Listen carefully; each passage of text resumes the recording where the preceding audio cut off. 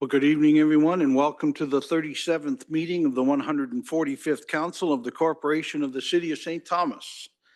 The first item tonight is our filling of the council vacancy. So, Madam Clerk. At this time, Your Worship, Councillor Raimo will publicly subscribe her declaration of office and oath of allegiance.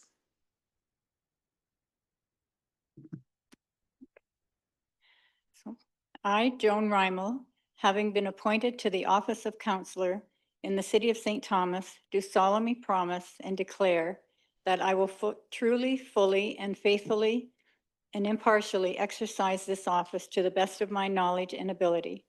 I have not received and will not receive any payment or reward or promise thereof for the exercise of this office in a biased, corrupt, or any improper manner. I will disclose any pecuniary interest, direct or indirect, in accordance with the Municipal Conflict of Interest Act. I will be faithful and bear true allegiance to His Majesty King Charles III. And I make this solemn promise and declaration conscientiously believing it to be true and knowing that it is of the same force and effect as if made under oath.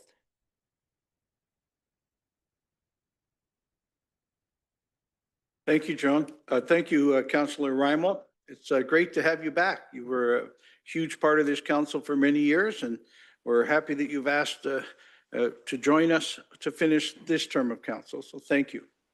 Happy to be here. Great. Disclosures of interest. Any disclosures of interest from any of the members? Councillor Baldwin-Sands.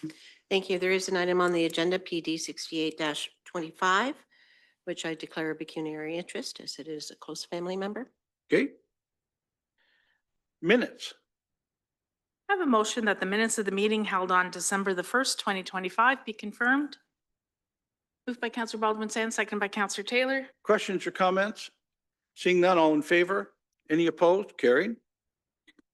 Council will now resolve itself into committee of the whole to deal with the following business. First item under strategic direction and development is for our official plan and zoning bylaw amendments for the property at 21 Phillip Street follow-up report. Your Worship, if I could just separate out the first two recommendations. The first recommendation is that report PD 6825 relating to official plan and zoning bylaw amendments for 21 Phillip Street follow-up report be received for information. Moved by Councillor Woodkey, seconded by Councillor Herbert. Questions or comments? Seeing none, all those in favor? Any opposed? Carried. Next portion. The next resolution, while staff have recommended against the official plan and zoning bylaw amendments, all of council's resolutions are written in the positive. So this resolution will be in the positive to permit the use. Should council not wish to permit the use, then council would not vote in favor of this particular resolution. So I have a motion that the application by Joe Dottie for site-specific draft amendments to the St. Thomas Official Plan and Zoning Bylaw 50-88 to permit the provision of backyard swimming lessons as a home occupation on lands described as Lot 26 on Registered Plan 286, being 21 Phillip Street in the city, be approved, and staff be directed to prepare an official plan and zoning bylaw amendments. Just need a mover and a seconder. Moved by Councillor Gibson, seconded by Councillor Clark. Questions or comments? Councillor Woodkey. Thanks, Your Worship. I'm going to say something that everyone in this room has heard me say 20 times in the last decade, and that's that governance by exception is poor governance. What I mean by that is when we do a major departure from a situation and we make certain decisions, then we create confusion among ourselves, among staff, and among the public. So for instance, in this case, I'd love to see lessons continue. Having said that, we know the kind of thing that's going to come next. And I'm going to give a few examples, and I'm sorry to take some time, but I want to paint a picture here. Let's say we say yes to this. Okay, fine. Then what happens is somebody with a scrap metal yard in their backyard comes to us and says, we would like a permitted use for the scrap metal yard. Now, at the start, they're only collecting scrap, but eventually what happens is they start to process it with the angle grinders, and it's quite loud. And the person says, this is my income to help feed my family. You can't say no to that. Okay, so what do we do there? The next one, someone has a light landscaping business in their backyard, and they decide that they want to augment that landscaping business by having a stump grinding and wood chipping business. So they decide to have a wood chipper in their backyard. And they would say to us, you know, I need this to augment my income because of my family and all that kind of stuff. So do we say yes to that? Lastly, let's say someone starts as a doggy daycare, and over time it advances to the point where they're keeping dogs overnight and for a week, and maybe if somebody needs help because they're ill, they keep that. Then what happens is eventually you got a situation where you might have a full-on kennel going on in a backyard. And then what do we say to that? So my argument is that once we open the door, we really are saying we don't know what a residential zone is anymore. And that's a challenge for us. Having said that, I would like to see a temporary zone set up for this so that this business has a landing strip. And how that looks with the temporary zone, if we do it, as I understand it, we can create the goalposts as we need to so that there is some cushion here. I would like to see this business continue, but I cannot support a change in zoning that opens the door to many, many other things, and it creates a challenge that I don't think that we're prepared to go down. Now, having said that, if my colleagues want to talk about this bylaw, I would love to talk about this bylaw to say, sure, are we permitting the right things in residential backyards? But I would strongly encourage us to do that first, to talk about the policy first before we do exceptions to it. Thank you. Thank you, Councillor Wookie. Further questions or comments? Councillor Kohler. Thanks, Your Worship. I too have concern, just like Councillor Wilkie does, but I'd like to see the lessons continue with some guidelines in there. I know during the public meeting, I listened to both sides. I did hear that both sides were willing to have some sort of compromise. And when I talked to Joy, she said that she would have appreciated to have that conversation before, because she's more than willing to compromise. So I won't be supporting this motion, the second one, but I will be supporting number 3 to see what we can come up with on a temporary bylaw basis to allow the lessons to continue, and through some guidelines and discussions and compromise on both ends. Okay. Further questions or comments? Councillor Herbert. Thank you, Worship. Well, I think Constable Kohler and Constable Wookie make good, sound judgments in this. We don't want to open the door up for things to happen, but I think we're both agreeing that we want to see the swimming lessons continue. And when I was reading the report, it says under comments from the planning, weekend lessons had recently stopped, so there's some movement there. And I had a little concern that they said the opinion from the noise from backyard swimming lessons exceeds the noise expected in a residential area. I find that hard to believe that 5 kids can exceed noise in an afternoon learning swimming lessons. I think of all the noise we have at the park when the bands come in and people complain about the noise. I could give you other examples, but I like the idea of a temporary bylaw to make this work. So that's what I want to make it work. So that's what I would support, making it work. So, okay, thank you. Further questions or comments? Seeing none. On the resolution? Your Worship, if I could just reiterate that this resolution is written in the positive, that the home occupation be approved, and that the OP and zoning bylaw amendments move forward. So all of those in favor? All of those opposed? That is defeated.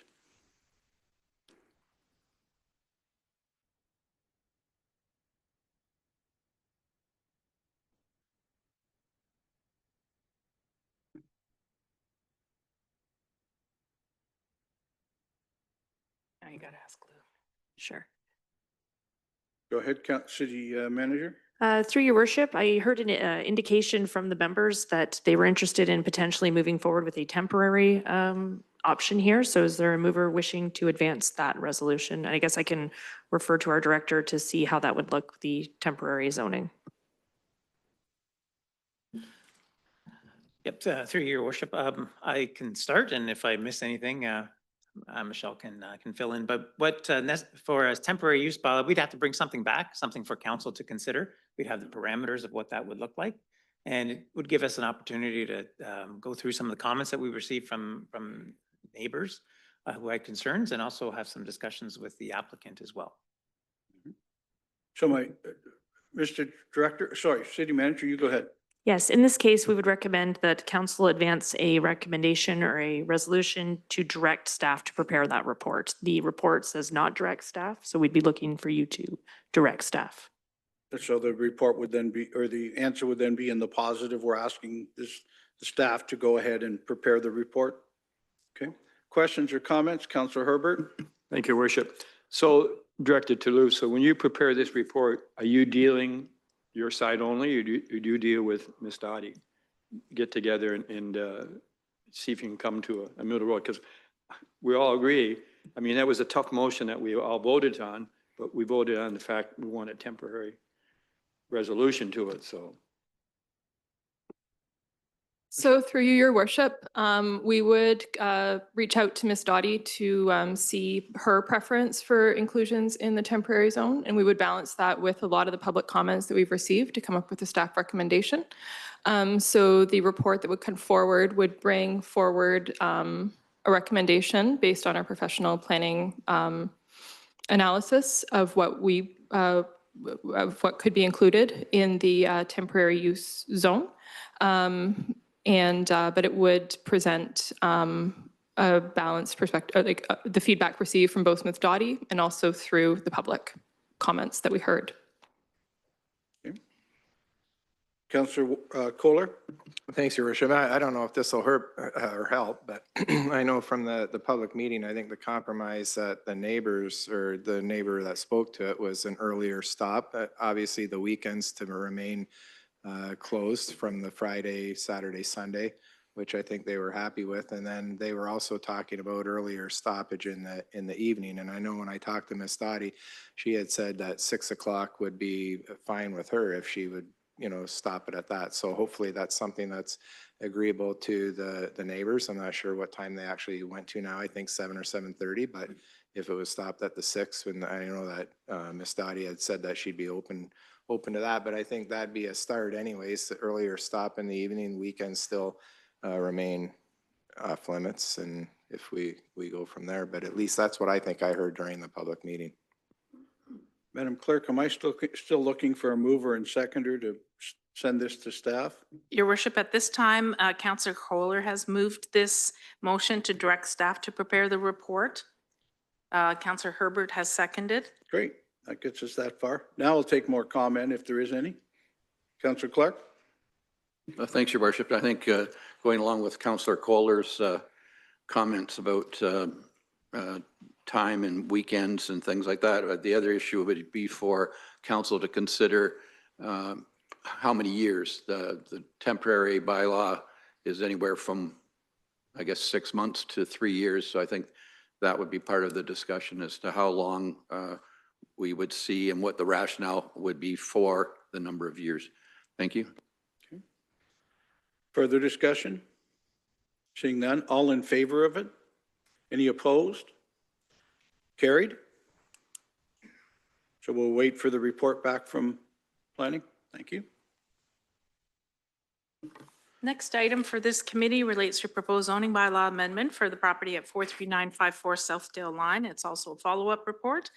I have a motion that report PD 6325 relating to proposed zoning bylaw amendment at 43954 Southdale Line follow-up report be received for information. Moved by Councillor Clark, seconded by Councillor Gibson. Questions or comments on the report? Councillor Wookey. Thanks, Your Worship. Just to reiterate something to staff that I've already said is that I mean, this is an odd parcel. If it's, I think I'm talking about the right one. It's an odd parcel, and I feel for the developer because there's not much they can do with it. They're literally boxed in. Having said that, I just see a real parking disaster happening in this area. And I would love to see a few less units and a little bit more parking. Just because, and I've said this before, but I'll say it again. They're going directly on the Southdale line. It's not like you can easily, like I have a friend who's out in Talbotville and I can park around the corner from their condo complex and it's maybe 100 steps to the door. But in this case, 100 steps to the door means I'm parking on the side of Southdale Road. So that's my comment. That's the only comment I'll make to say that I'm fine with it. I like the fact they're making, lemonade out of lemons there because it's a tough one because it's boxed in. But I just think that for anybody moving in there, the parking is going to be a real challenge. So that's my only comment. Thank you very much. Further questions or comments? Seeing none, all those in favor of the report? Any opposed? Carried. Next item relates to the sale of city-owned land adjacent to 52 Moore Street. I have a motion that report PD 6925 relating to a declaration of city-owned land adjacent to 52 Moore Street be received for information, and further, the council declare the city-owned triangular parcel of land located west of 52 Moore Street to be surplus to the needs of the city, and further, that council direct administration to undertake the necessary administrative actions under the city's policy for the disposal of surplus land, including obtaining an appraisal and negotiating a sole source sale to the proponent identified in the request letter. Moved by Councillor Rymal. Seconded by Councillor Gibson. Questions or comments? Councillor Rymal, I've got to get used to this again. That's okay. I just have one question about the property. If you're looking at 52 Moore Street to the left of it, do they own the backyard piece of their property?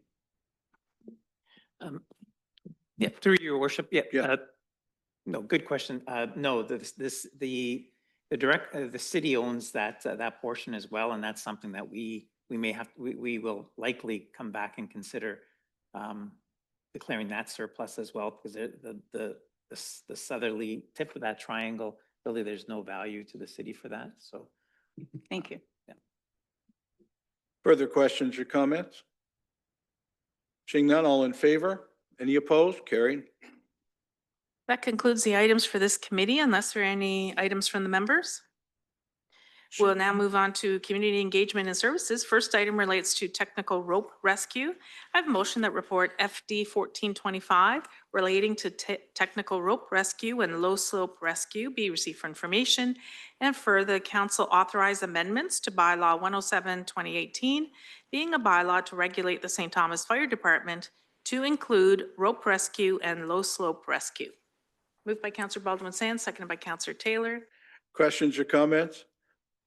Chief, I was hoping for a demonstration of some sort or somebody rappelling off the balcony, but apparently we're not getting any of that tonight. So, no questions? All in favor? Any opposed? Carried. That concludes the items for this committee, unless there are any items from the members. Seeing none, we'll move on to infrastructure and civic operations. First item relates to the Yarmouth Yards Electrical Avenue and Ron McNeil Line roundabout design concerns. I have a motion that report ID 3125 relating to the Yarmouth Yard Electrical Avenue and Ron McNeil Line roundabout design concerns be received for information. Moved by Councillor Wookey, seconded by Councillor Gibson. Questions or comments? Councillor Wookey. Thanks, Your Worship. I just want to say thanks. This, I heard the concerns from especially the farming community, and I was interested in it, but this report really helped me understand how that can be navigated quite literally. So thanks to staff. I can see it much better what's going on now. Thank you. Great. Further questions or comments? Seeing none, all in favor? Any opposed? Carried. Next item relates to the Waterworks Park Dam Inspection Report. We do have Mr. Green from Wills Associates Limited to make a presentation regarding the Waterworks Park Dam Options Analysis. I do have a motion at this time that report PRF 3525 relating to the Waterworks Park Dam Inspection Report be received for information. Moved by Councillor Baldwin Sands, seconded by Councillor Rymal. Questions or comments about the dam report? I always wanted to say it. Come on, folks. You all did. Councillor Herbert? Thank you, Worship. But when you read through the report, there's really no difference between option 3 and option 4, except you're replacing a whole new dam. All the other criteria are being met with either 1, 3, or 4. So option 3 obviously would be the one to stick with, but rehabilitation. I'm sorry? Well, let's have a presentation then. Please. We're hooking it up. All right.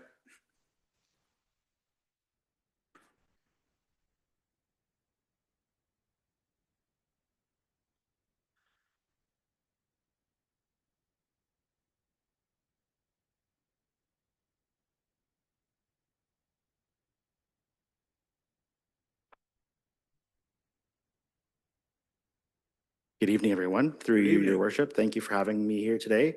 As was mentioned, I'm David Green. I'm with DM Wills. We're from Peterborough, Ontario, and we're happy to be participating in this project with the City of St. Thomas. So thanks for having me. I'm going to take a minute here to try and figure out how to share my screen, and I will launch into the presentation here.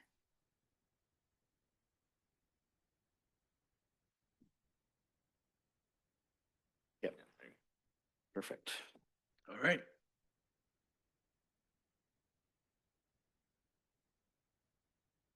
Very good. Okay.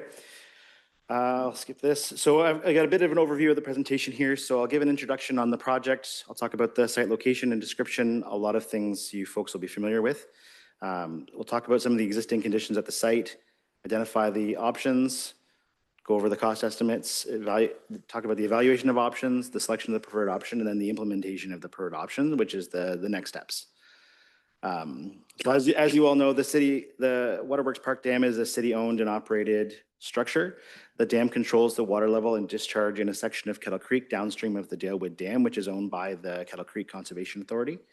The original purpose of the dam was to help supply water to a reservoir used to supply drinking water to the City of St. Thomas. That was decommissioned years ago, and now the water supply comes from Lake Erie here. The current purpose of the dam is to maintain the water level in the former water supply reservoir and a set of lily ponds that are also on the site. So the dam functions as a fixed overflow weir, which just means it doesn't have any operable components. There are stop logs in the east side of the dam, but they are not operated by city staff. They're just fixed in place. A previous study was completed by Cumming Coburn Limited in 2001. It was a very similar study to ours, studying different options. They did recommend that removal was their preferred option, along with a change in the supply of the water supply for the reservoir and lily ponds. They identified possible sources of an additional water supply, but they did not describe anything in detail and didn't come up with a plan for that. After that happened, there was effectively no work done on the dam. I think stop logs were replaced maybe in 2024. And we were retained by the City of St. Thomas to complete an updated dam inspection and undertake an options analysis. So the study included collection and review of historical data at the dam, detailed inspection of the dam to assess the structural integrity and evaluate its compliance with provincial requirements, and then to develop and evaluate a range of options to address the identified deficiencies, evaluate the options, and recommend a preferred option. So the dam is located within the Waterworks Park. It's approximately 1.6 kilometers downstream of the Dalewood Dam, as I mentioned, and the dam is a prominent feature in the park and also creates the reservoir and lily ponds that are also prominent features in the park. I can skip over this. You're all fairly familiar with that. I'll just talk about the results of our dam inspection. So in general, the dam is in very poor condition with severe concrete deterioration across all of the structural elements. There is severe deterioration of the concrete weir with leakage through the concrete in cracks. The downstream west retaining wall has failed, and the remaining portions of the wall are leaning in towards the creek. There's severe erosion as well behind the left retaining wall. And the upstream west retaining wall is also leaning in towards the creek. There's also severe undermining of and erosion of the downstream east retaining wall on the opposite side.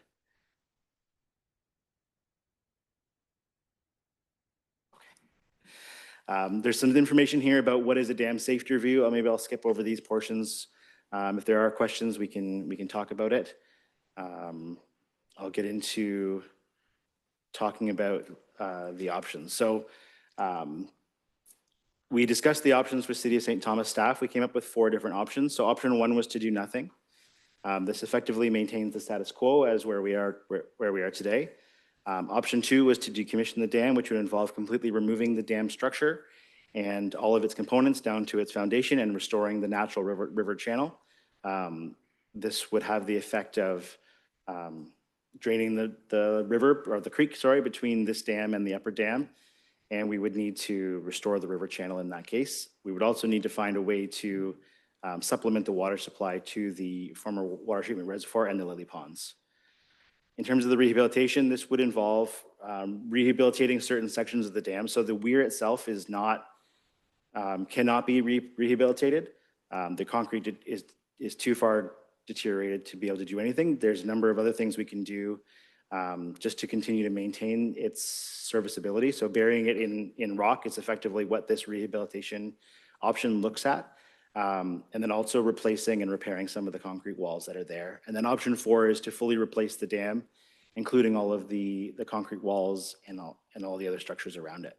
So in terms of the capital costs then, option 1, we assign no cost to option 1 just because of we're not doing anything. There's no capital cost. Option 2 is decommissioning. It was approximately $6.6 million was the estimate. That sounds pretty high, but when you factor in the fact that we'll have to restore the river channel upstream of the dam when it is removed, and also find an alternate supply and modify the water supply reservoir, those costs could be significant and contribute to that $6.6 million cost estimate. I believe that cost estimate is fairly conservative, but there's a high amount of variability and unknown in those items. So that's why it ends up being such a high cost. Option 3, rehabilitation, is approximately $2 million. And option 4 was approximately $4.3 million. We did. I think at this time I'll ask for any questions. Great, so will I. Councillor Clark? Thanks, Your Worship. So my understanding is that the dam does nothing except provide water to the lily pads at this point. It doesn't do any, it serves as no other function. And so I'm just questioning, what is the life cycle of the dam? Because if it's 3.3 million for the life cycle, I'm just wondering how long, because after 2 life cycles, you're at the same cost as decommissioning, which in the future, you wouldn't have to deal with it at all again in the future. And you've already done the work. It said it's 101,600,000 for the restoration of the work and to provide the lily pads. So I'm just kind of wondering, I know 6 million's a lot, but if it's 2 life cycles, we break even and we don't deal with it in the future. So what is the life cycle? Through you, Your Worship, the life cycle for the rehabilitation we've estimated as 20 years. So that would be for the rehabilitation option. And then after that, the dam itself would continue to deteriorate, and the rock material that we were placing around the dam would also deteriorate. The life cycle of a brand new dam would be approximately 75 years. Right. And so I guess that goes to my point then. If you decommission it, which a number of environmentalists have said would be the best thing for the area, we would have no future costs. We would pay more upfront to decommission it. We'd still have the lily pads getting their water, and we'd be done with it. Further questions or comments? Councillor Baldwin-Sands. Thank you. I have several questions, and the first starts with Adrian, if I could please. There is a counter that talks about the pathway that goes around Waterworks Park. Since I am a frequent user, I've noticed that there has been an increase of population of people using the park, especially around where the dam area is. So more questions about social equity on the dam itself and the area for people to recreate.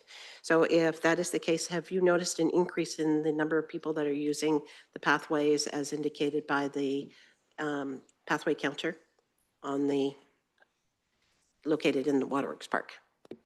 Major? Through your mayor to Councillor Baldwin Sands, I haven't looked at recent numbers, but we certainly do have that information. I know with the development of the recreational trails towards the back of the park, there has been more movement around there. And certainly the dam is a feature that people regularly visit. If I may, I'm one of those frequent people. It's something we do pretty much daily. So I'm interested in maintaining that part of the social equity that we've been building up slowly in the Waterworks Park, even though it is our oldest park in our community.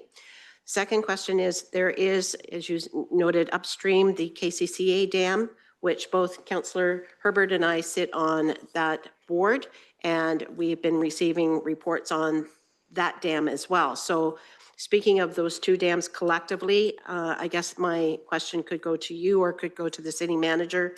Is there opportunities to do collective with what's happening with the KCCA dam? Is there opportunities for partnerships with KCCA on this? And that will be my next set of questions after that. Through you, Mayor, to Councillor Baldwin Sands, this is meant to be a multi-phase project. So the next phase of this will be implementing safety measures in order to maintain the dam as it is now so that we can then further explore floodplain analysis. I have kept KCCA up to date on where we're at with this consultation, and we'll keep them certainly up to date as we go through this process and certainly look for funding as we can. Go ahead. Well, thank you, because that was my next. Is there any possibility we can look for not just partnerships with KCCA, but with the Green Municipal Fund that is administered through the Federation of Canadian Municipalities, or FCM? So is there that type of possibility as well? Please. City manager?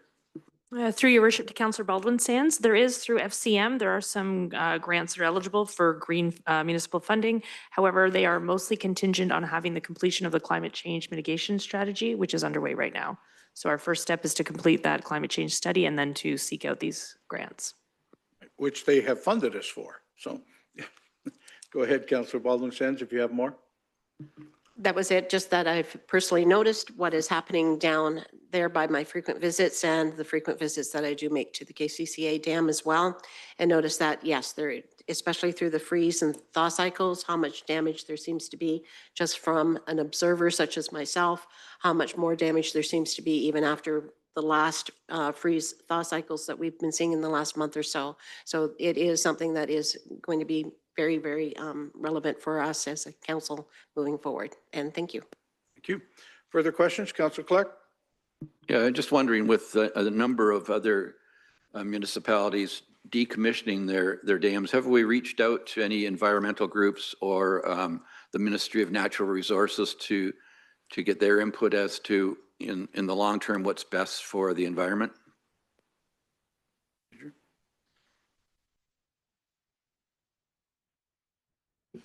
Through your worship to Councillor Clark, that would be a next part of our next phase. Those people would be consulted in order to determine, to get their input on our studies. Further questions, Councillor Wookie? Thanks, Your Worship. Sorry, Gary. What comes across is that I think about how our new wastewater treatment plant is, no, we don't call it that, do we, Mr. Lawrence? It's a water reclamation facility. Okay, sorry. The clean effluent that comes out of that is going to be upstream of this.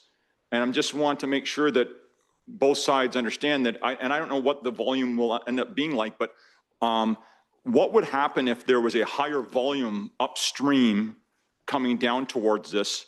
Does that change, like how does that impact your lens on this in terms of, because I'm looking like Councillor Clark saying, what's best for the environment? And if we're going to have a lot of cleaner water coming down, this could be a rehabilitation project, but mostly does this affect your view of things? And I do not know what the cubic meters per day would be or anything, but it will obviously be quite a bit when the time comes. Thank you.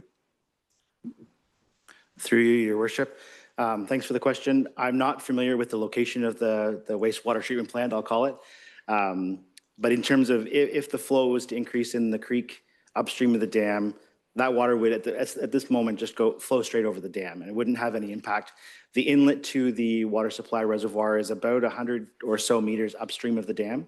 And so, yeah, the volume of water entering the reservoir would probably be maintained relatively consistent over time, unless you change the inlet structure to the pond. So I don't think that would have anything to do with changing our options or have any impact on the analysis. Councillor Clark, I missed your hand on your supplementary. Thank you, your worship. So my puzzlement is that if we don't know what's best for the environment and we go ahead and we rehabilitate it, maybe the best thing was to decommission it. And so until we've heard from the Ministry of Natural Resources or Kettle Creek or other authorities on what's the best with their input, it's hard to make that decision tonight. If I can just ask another that might help, but one of the options is just status quo. Just leave it where it is while we continue to study more things. Are we in danger of imminent failure of this dam? The dam is in very poor condition. Yes. Of particular concern is, if you can see on the screen, this wall here on the west side. Yep. This wall has already partially failed and is about to probably fall into the river. I would say there's a good chance that would fall into the creek within the next 5 years. Okay. Another very concerning point is, and it's hard to see from this image here, but right in this location where my mouse is now, there's severe erosion happening behind that wall. So because that wall failed, during high flows, water is now able to get in behind that wall and is eroding in behind. And so during high flow events, such as in the spring, water will kind of go around the end of that wall and keep eroding and eating out that embankment. And as that progresses back, eventually it will lead to a failure of that part of the dam. So that could happen next spring. It could happen in 10 years. It's hard to say what the rate of erosion is unless we continue to monitor it over a longer period of time. But to ask the question maybe more specifically, if that was to occur, we're simply lowering the pond behind the dam. It's not an imminent flood that's rushing downstream and flooding things. So that's one of the studies that we have recommended is called a dam safety review, and that would allow us to understand what happens downstream when the dam fails. Now, under the provincial M&R provincial guidelines, this is likely a low hazard dam, but we haven't been able to confirm that as we would do a dam break analysis in order to understand what the impacts downstream are. One of my concerns would be that there's that park area downstream and there's play areas for kids. Right. So if that dam were to fail, say on a sunny day or a normal day where there's people playing in the park, depending on the extent of the flooding that's created, there could be a hazard for people there. So we would want to understand that before we made any decisions about just letting it fail being an acceptable outcome. Okay. And of course, sorry if I may, it would also lose your water supply to the lily ponds and the reservoir there as well. I get that that part is why the sole purpose of the dam now seems to be to allow the water to back it for the lily ponds and such, right? But what I'm asking is the safety of if the status quo is what we were to decide at some point. I guess I'm looking for answers that haven't yet been studied. So we can certainly accept your report the way it is, but it sounds like there's 4 or 5 more questions we still have to find answers to. Okay, great. Thanks. Further questions or comments? Seeing none? Is this to accept the report, Madam Clerk? Yep, all right. So all in favor? Any opposed? Carried. Next item relates to the industrial development update number 7. I have motion that report ID 3225 relating to industrial update number 7 be received for information. Moved by Councillor Kohler, seconded by Councillor Wookey. Questions or comments? Or would we like to hear from Mr. Lawrence? Yeah, I would. So, yeah. You working on sharing your screen, Justin? Yes, one? No, it's number 7.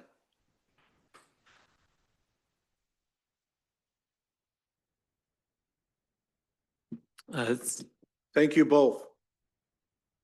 Thank you.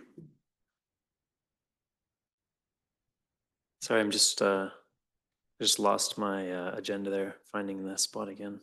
Okay, It was a long damn report. yeah. See, I knew there was others that wanted to say it too. No screen to share, but just Go ahead, tell us. Yes. yeah. Things have been going well as a project in general.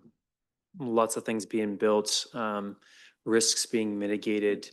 We're crossing off risks as well, which is always a positive. Risks that existed at the beginning of the project have now been answered one way or another. Financially, things are coming out as expected, so that's always a large risk and continues to be. Infrastructure is getting built. And of course, we had a great announcement with Vianode this year. So that was, that's a fantastic second step. We said to ourselves, the first one was an amazing win, and the second one is like, 2 amazing wins in a matter of years is a really great thing for the community. We have to thank our team. So all the directors, all the council has pulled together to make this whole project happen. All the employees at Industrial Development. So I'm really pleased with it and happy to answer any questions if you have any. Right. Councillor Wookie, you're up first. Thanks, Your Worship. I have a great deal of confidence in our staff, but of course, I want to ask about the Highway 3 twinning in the Ministry of Transportation. Any commentary? I know it's not a slide here because it's not under our jurisdiction, but what's the assessment there? How's that going? How confident are you that this is going to happen? I know that's unfair, but I wouldn't do it to anybody but you. I'll let the agenda item wander to Highway 3. Go ahead, Councillor. Absolutely. It's an associated project because it creates, it's from the Yarmouth Yards development is why it's happening. And it creates a lot of social impact. They're doing okay so far. They're working on the Talbotville bypass right now, and they're actually taking fill from Yarmouth Yards and taking it out to the rail crossing. I think over the next 2 or 3 years, there's going to be more social impact as they work on the twinning itself and as the 2 interchanges go in, so Wellington and then Wonderland. I think that we're going to see some impact, but in the end, it's going to be an amazing way to get vehicles in and out, trucks in and out of St. Thomas from the west side. Further questions? Councillor Clark, then Councillor Rymal. Thanks. I know there's been a lot of work with the rail lines on the project, and I'm just wondering if there's, as you mentioned, changes outside of the boundaries, whether or not what you see as any rail impact within the city. Will there be any tunnels being built, any bridges, any further kind of accommodations so that traffic won't get backed up? Mr. Lawrence? Thanks. Nothing planned at this time. CN Rail, as you know, does come down from London and then goes across the city. So there are some level crossings across those. We're not predicting the need for one, but maybe in the future when, St. Thomas grows, if the rail traffic continues to grow, if the road volumes increase, then it could be possible to put a grade separation in something like First Ave would be one that it's possible. They are very expensive projects. So London's been a few of them, and they're very expensive a lot of times because they make an impact on the properties beside them as you ramp out or go under is difficult as well. But nothing in the immediate term to grade separate. Okay. Councillor Rymal? Just that I really appreciate the graph with all the timelines and all the projects. It gives a really comprehensive review of what you're doing. And I also appreciate the pictures because, just driving down Highbury doesn't do it justice. So it's really amazing what's happening out there. Our own city manager's just become the best tour guide out there, apparently. I've heard it from a number of service clubs and stuff that she's been very helpful doing. So Councillor Rymel, if you'd like a tour, Lisa will be able to take you over the whole site. Further questions or comments on this piece? Seeing none, all those in favor? Any opposed? Carried. Next item relates to the Yarmouth Yards 2026 Contract Administration and Inspection Services Contract Award. I have a motion that report ID 3025 relating to the contract award for administration and inspection services be received for information, and further that the construction, administration, and inspection services work plan as submitted by Arcadis Professional Services Canada, Inc., in the amount of $1.4 million, excluding HST, be accepted. Moved by Councillor Wookie, seconded by Councillor Herbert. Questions or comments? Seeing none, all those in favor? Any opposed? Carried. Thank you. Unless there are any further items from the members for this committee, we'll now move into corporate governance and administration. First item relates to 2026 draft budget amendments. I will just ask council if any member wishes to have any of the clauses separated within this report. Seeing none, your worship, I'll just read the recommendations in their entirety. I have motion that report TR 2026 relating to 2026 draft budget amendments be received for information, and further the council amend the 2026 budget to rescope the Emsley Field Grandstand capital project to include a redesigned, modernized approach that focuses on functional, accessible spectator amenities at an approved cost of $600,000 to be funded through the Canada Community Benefit Fund, contingent upon staff returning to council with a report that finalizes the proposed design and summarizes the outcomes of engagement with local user groups and the Accessibility Advisory Committee. And further, that council amend the 2026 budget to approve the construction of 6 permanent sand-based volleyball courts in Pinafore Park to be funded through the Canada Community Benefit Fund at an estimated cost of $275,000. And further, that council amend the 2026 budget to approve the relocation of the existing bronze roof gazebo at One Password Park to be funded from the tax levy at an estimated cost of $120,000. And further, council amend the 2026 budget to improve the installation of a sun shelter at the JC Pool facility to be funded from the tax levy at an estimated cost of $55,000. And further, the council amend the 2026 budget to approve the acquisition of a professional baseball diamond infield grooming machine to be funded from the tax levy at an estimated cost of $60,000. And further, the council amend the 2026 budget to distribute any unallocated capital funding to the city's infrastructure reserve. Just looking for a mover and a seconder. Moved by Councillor Rymel, seconded by Councillor Clark. Questions or comments? Councillor Baldwin-Sands. Thank you. I reached out to city staff earlier today, and I do understand, if I could ask, the first question is that of all of these tax funded individual ones, they do come back to us individually to council as they're being presented by staff. That's a good question. Come back to us in what way? At final design or? Final design or a final report. Can't see the treasurer or Adrian. Most of these are Parks and Rec pieces. I know that specifically it says that about the grandstand at Emsley Field, but it doesn't really say, look, the moving of the gazebo, say at One Password Park, no reason for truly to come back. It's just going to happen. But go ahead. I also reached out when I was talking in my email today that I did request that there be some research in regards to sponsorships or local partnerships or et cetera. That's why I was asking that question. And I understand that there could be some news that is coming out from Parks and Rec.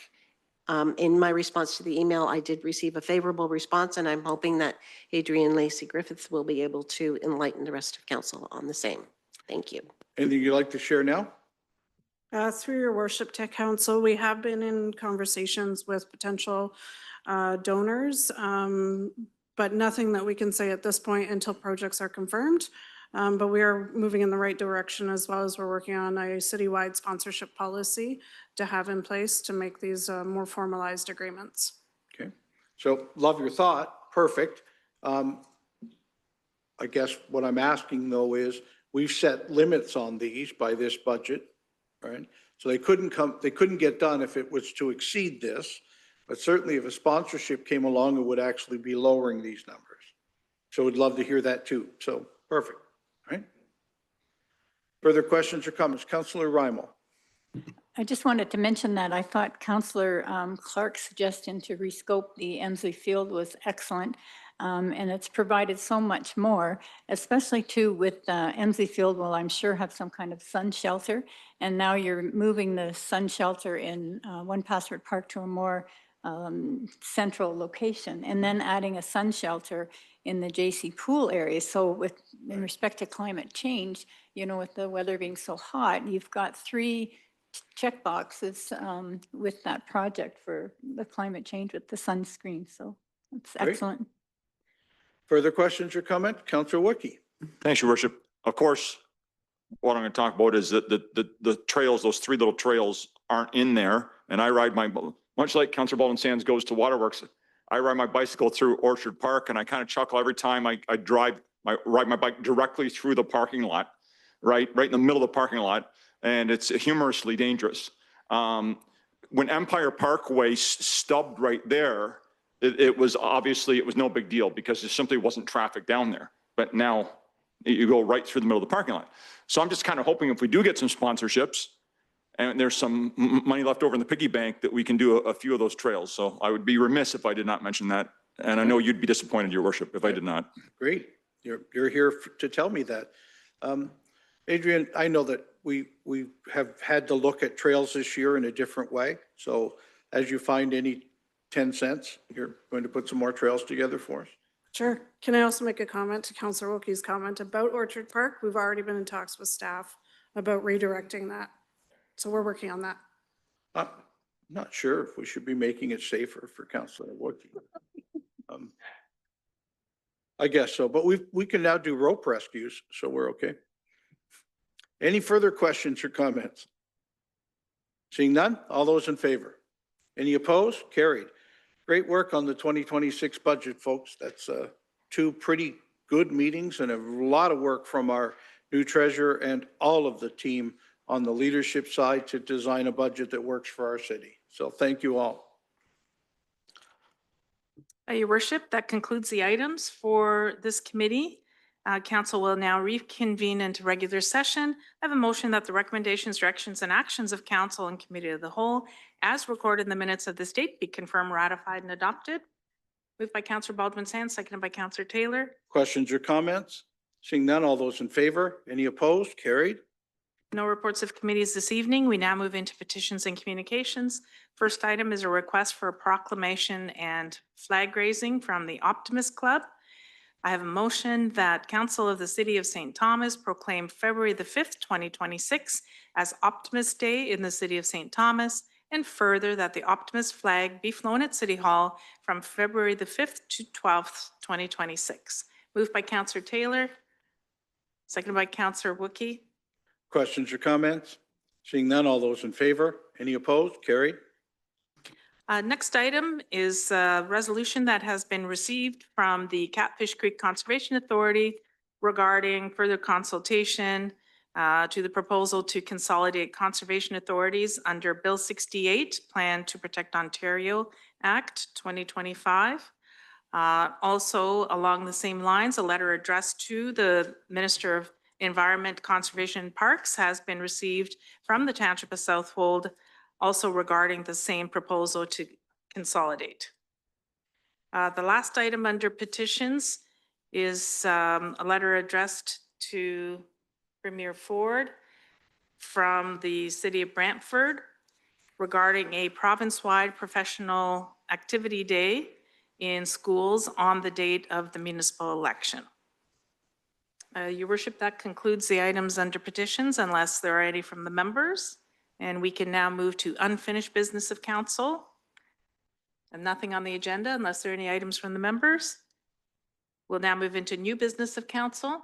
Councillor Baldwin Sands. Thank you. At this morning's Health Recruitment Partnership meeting, we had the scholarships presented to the committee, and I am pleased to announce that there are 7 scholarships that will be awarded this year.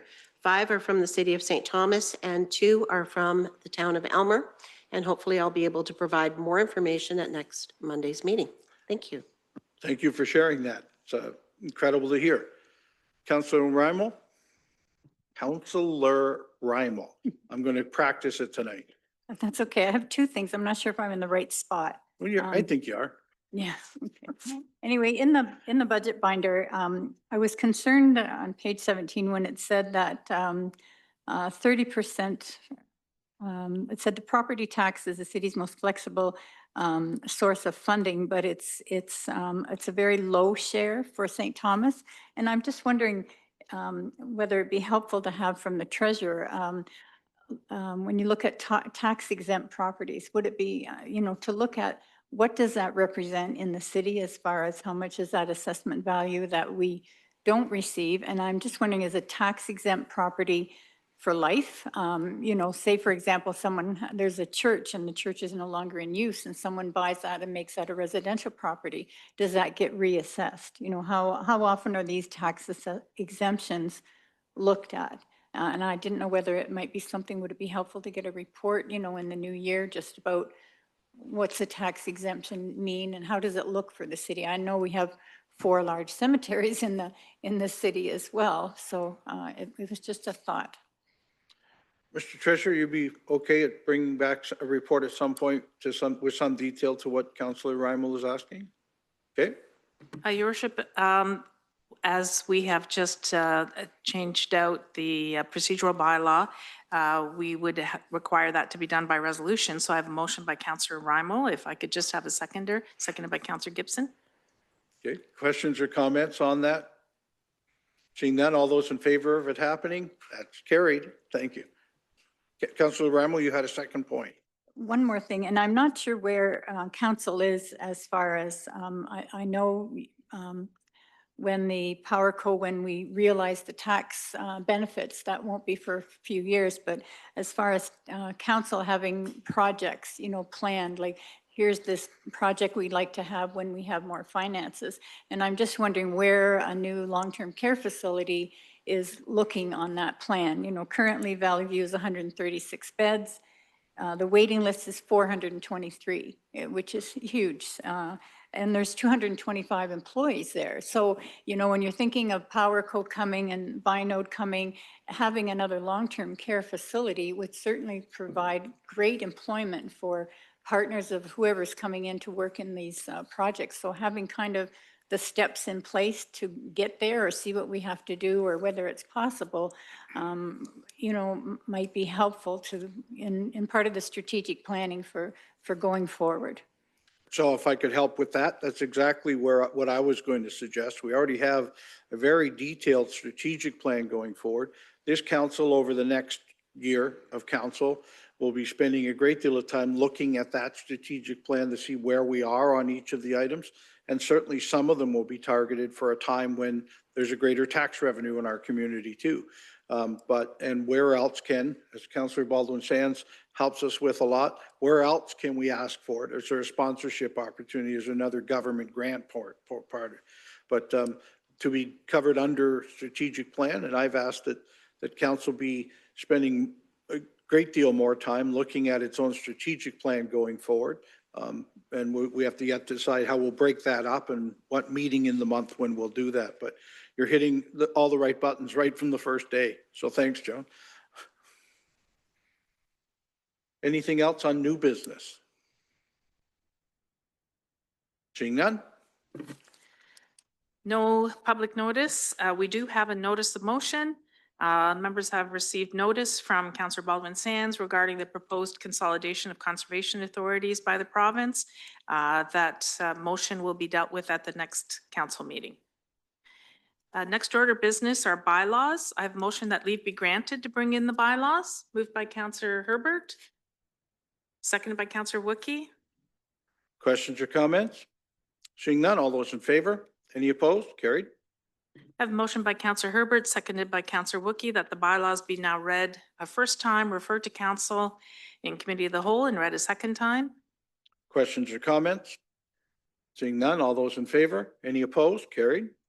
First bylaw, please. First bylaws to confirm the proceedings of the council meeting held on the 8th day of December, 2025. Questions or comments? Seeing none, all those in favor? That's carried. Next bylaw, please.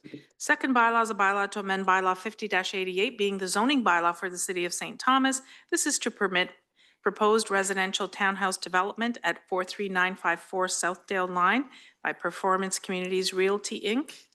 Questions or comments? Seeing none, all those in favor? That's carried. Next bylaw, please.